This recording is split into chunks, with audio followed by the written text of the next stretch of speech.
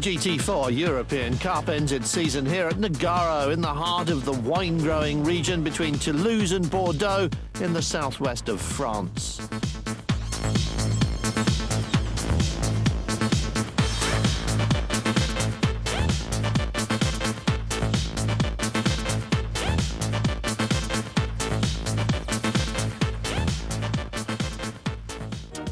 Nogaro is a great circuit built in 1960 and extensively renovated only 2 years ago. But the classic layout has been preserved. It's 3.5 kilometres long with 2 fast straights and a complex of very technical corners. There are 2 qualifying sessions. The first of them decides the grid for race 1 and 3, and a damp but drying track gave KTM its first ever overall pole position. Grid formation now. This is race 1, the longest, 15 minutes. We have a rolling start, the compulsory pit stop, and a 70 seconds minimum pit lane in and out time. Driver changes will happen on the shared cars, only 4 of those on this grid. Sportslight dominated the first session, and the first 3 places on the grid go to KTM, Haas in pole, Donkervoort, Winterberger in, then Donkervoort himself. And you're looking at the pole man there, Christopher Haas in 101. The fastest of the regular GTs was Jürgen van Hoven, nearest the camera, and this is the formation lap behind the Corvette pace car. 1 lap in grid position, a green light says go, and then we're in action for 50 minutes with that 1 pit stop. Christopher Haas on a dry track now knows he's going to be overpowered by the GT cars behind him. What he wants to do is stay away from the Donkervoort, and he's done it. Holds his lead into turn 1, so GT... Oh no, Jürgen van Hoven split them, and Alex Buncombe's going through already. GT, I was going to say they're going to have to follow the sports light, but no, we've already got GT cars moving up, and it's the Aston Martin and the Nissan. Here comes Malak as well in the second of the Aston Martins. Well, Alex Buncombe, 5th in the points table, aiming for 2nd, and he's not so concerned, remember, about the sports light, scoring separate points. It's the GT cars he needs to worry about, and it's looking pretty good at the moment, although Jürgen van Hoven in front of him is one of his title rivals.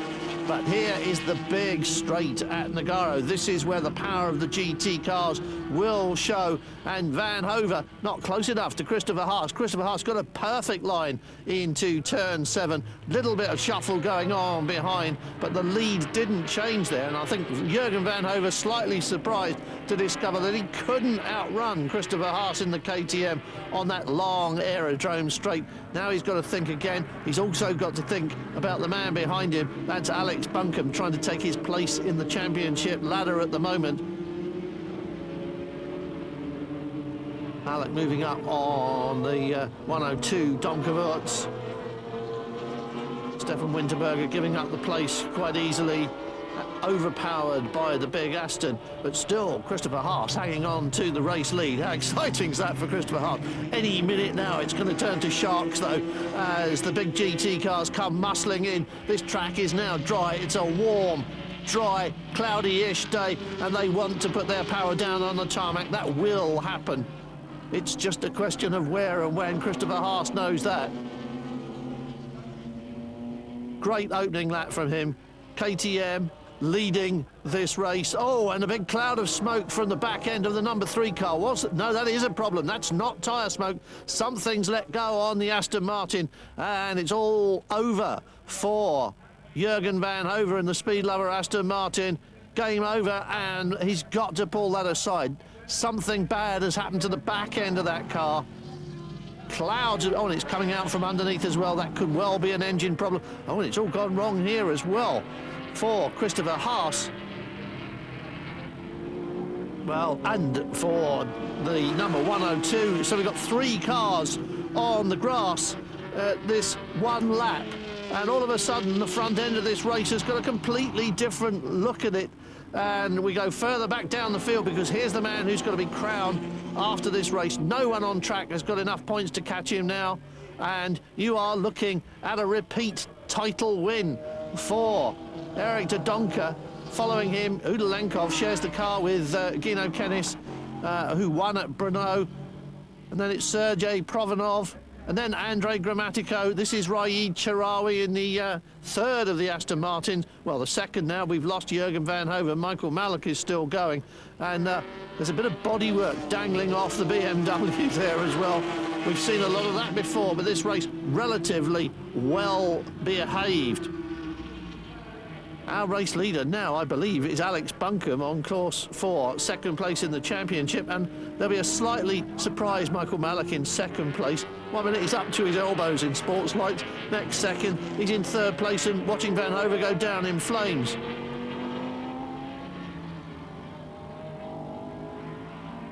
It's 12. It's Provanov who's trailing bits of bodywork around. Grammatico is at the back of this little group, and of course in the middle there somewhere is the Mustang of Didonka, who is very pleased to be where he is because his title is now in sight, and all he's got to do is keep it together and collect a handful of points at the end of this race.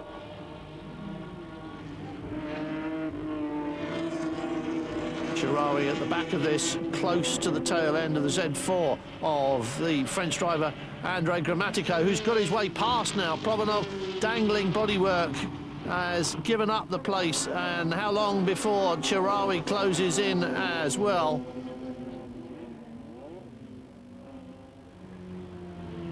And the champion is now moving up and taking the place from number 6.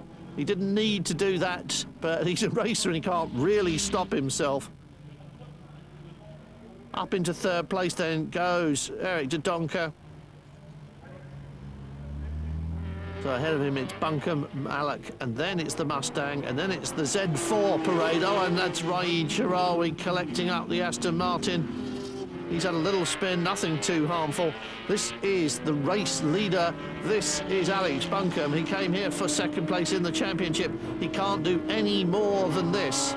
And at the moment, everything is going exactly the way he wants it. And what about Katharina Felser? It's her birthday this weekend, and now she's not only heading sports light, because Wintenberger's still running, but he's off the pace, but she's on course for title contention as well. 11 points behind Haas and Ratira arriving here, but she's going to put 10 points on the board.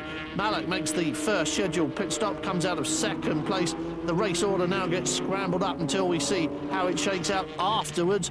Udalenkov ahead of Grammatico on track. They're the race leaders. Buncombe's making his pit stop, sitting patiently in the car, watching the stopwatch and hoping it restarts, and it has done. Malik's out there on track. Didonka's in pit lane, so it's all a little bit scrambled up as the last few BMWs come in. Udalenkov handing to Gino Kennis. Katharina Felser, no driver change there, and I think she's saying it's all a little bit loose at the back end. Looking slightly surprised. They're checking that. They're allowed to check the tyre pressures. BMW battle continuing on track. Kennis passing Grammatico here on the aerodrome straight, heading towards turn 7. This is the classic outbraking manoeuvre at Nogaro, and Grammatico has no answer. He was too high there, really, to defend that line. The proper defensive line is more or less a car's width away from the top edge of the track going into that right-hander, and that makes it a lot harder for the man passing to get the car stopped and turned. No problems here for the race leader, though. This is Alex Buncombe, and this is Kennis. And Kennis is Buncombe's best rival for second place now, so this car needs to get a move on. He wants to get past Didonka. What he needs is points from this race. Didonka doesn't need the points, he doesn't need to win this fight, and he definitely doesn't need to get knocked off the road here. It's in, oh, and a touch there, and the BMW takes a big whack. That right front wheel's all over the place. The steering arm's broken. He's nearly at the end of the lap. He may be able to drag it there, and it was his own fault. Look, he tapped the back end of the Mustang through that left-hander, and as you sow, therefore shall you reap, or something like that. So he'll struggle home, but it means Alex Buncombe's second place in the championship is looking a lot better. A perfect race for Buncombe, perfect result as well. He gets maximum score, while two of his rivals get nil points. Kennis classified 5th, behind him in the points now, and Didonka claims his crown. Katharina Felser closes the gap in Sports Light, and it's all to play for in the last two races. Fantastic race, just got my head down, saw Michael behind me, just tried to keep my distance, and in the pit stop just tried not to make any mistakes, and just brought the car home basically and saved the car for the next races. And we've got both of those races coming up right here after the break.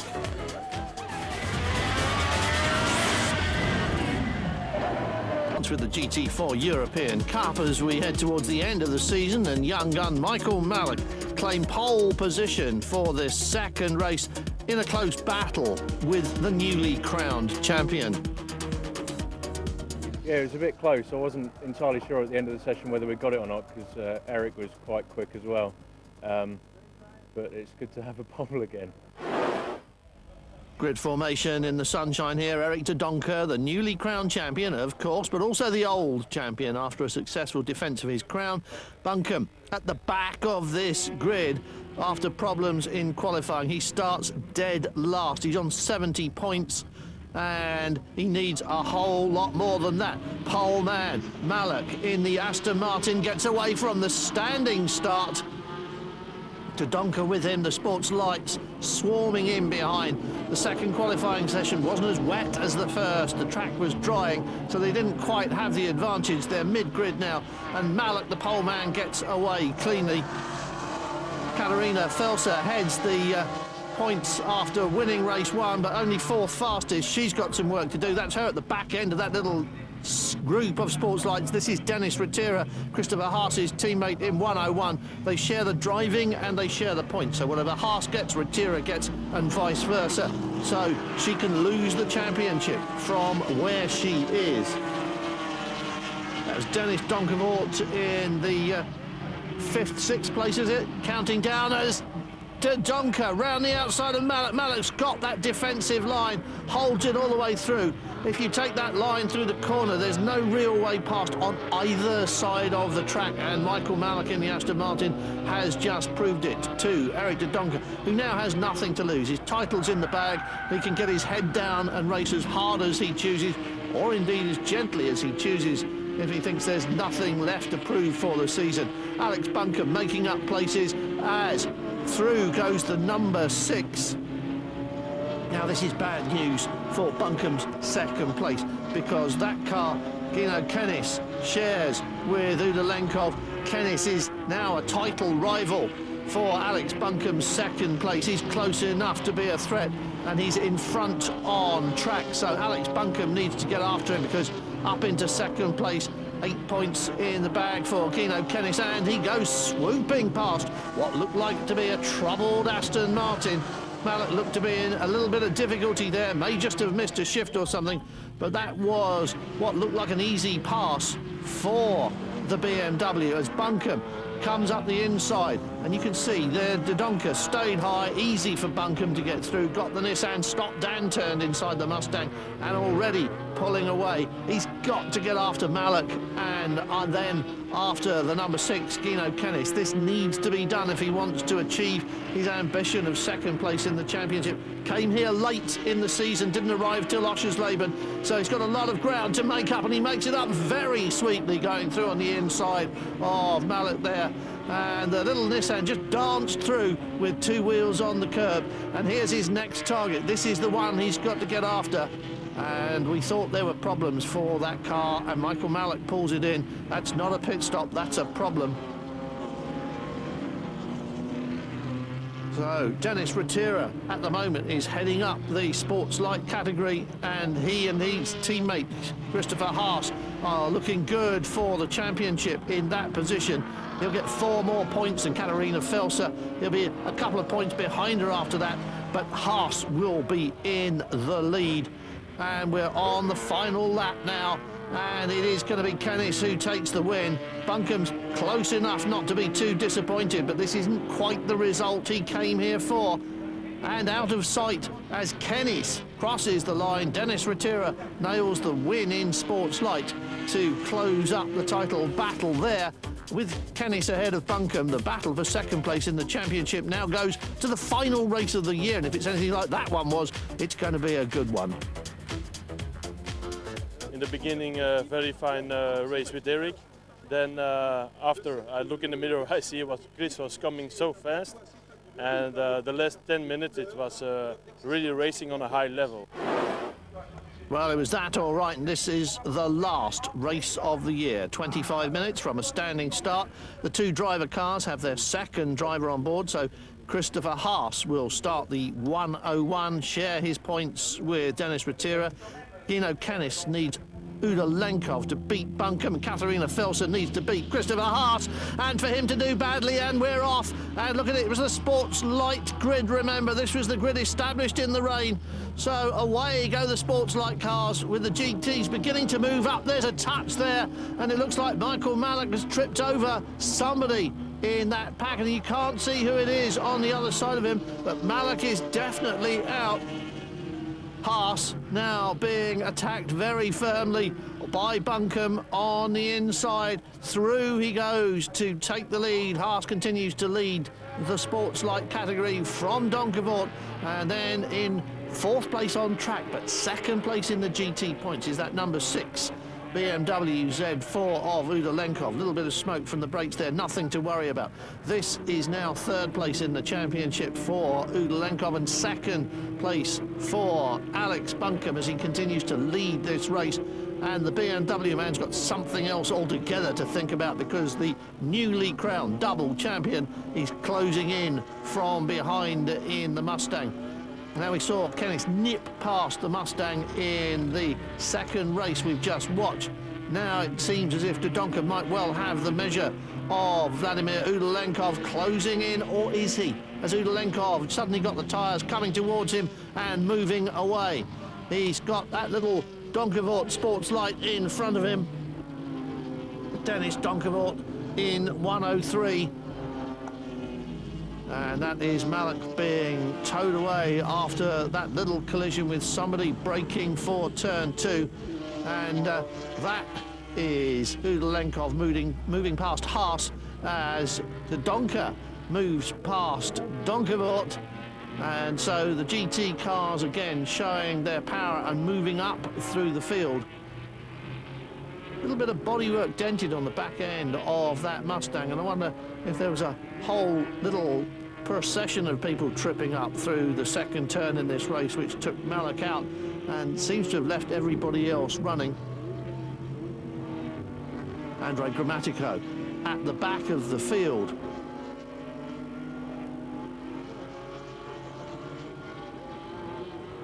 Closing in on the 103, Donkavort.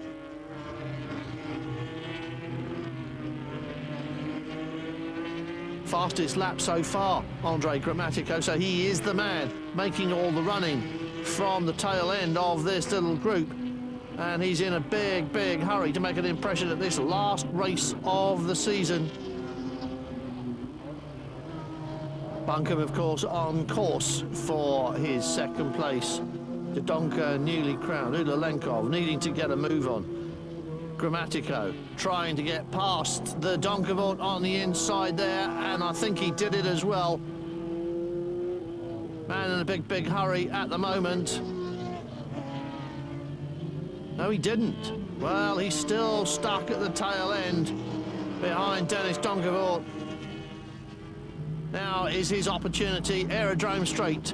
Dodonka moves out on Haas, and behind him Grammatico moves out on Donkavort, so both the GT cars are going to move up one place. The Mustang a little bit skatey under brakes, but the BMW nice and tidy through on the inside. And Grammatico hasn't gained any extra position or points in the GT race, of course. He's only gained track position, and his real target now is another car in front of him. He's chasing after Eric Dodonka. Now he's got to get past Christopher Haas if he can.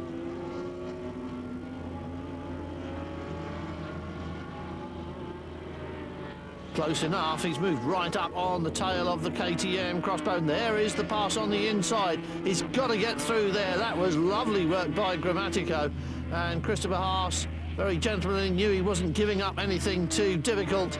Wasn't going to change his life at all. He's on course for the title where he is. The last thing he wants to do is drop off. And Alex Buncombe on course for second place in the championship as race leader. Make no mistakes, and the job is done. So Christopher Haas in the background there is going to be the Sports Light champion. He's following the GT4 champion, Eric de Donk. Oh, look at that. Ulenkov almost loses the back end. We're so close to the end of this race. He doesn't want to do that. Grammatico's up alongside him. Ulenkov just gathers it up in time, gets back on the gas. Good save by Lenkov, but it doesn't make any difference to the outcome. It's still going to be Buncombe who gets the nod for second place in the championship. So late in the race, just shows how easy it is to get it wrong. But Alex Buncombe hasn't put a foot wrong, and he is on course to be second in the championship. That's the checkered flag he needed to see. With Ulenkov behind him, it's job done as far as this weekend's concerned. And the same is true for Christopher Haas. His checkered flag gives him the Sports Light title, but the Nissan driver will be just as happy with his result and second place. Fantastic race there at the end. Knew if I won the race, I think if our calculations are right, we're going to end up second in the series. So that was what we came here to do, and I'm absolutely just so pleased with the team and everybody, you know. Eric de Donk won his title in the first race here yesterday, and now Alex Buncombe claims second spot, while Christopher Haas becomes the first ever Sports Light champion for KTM. Both of these categories are going to be bigger and better next season, and both of those champions will have to work harder next season to retain their crowns. And it's not just more cars, but more young guns like Alex Buncombe that we're going to be seeing in 2009 for our brand new GT4 season.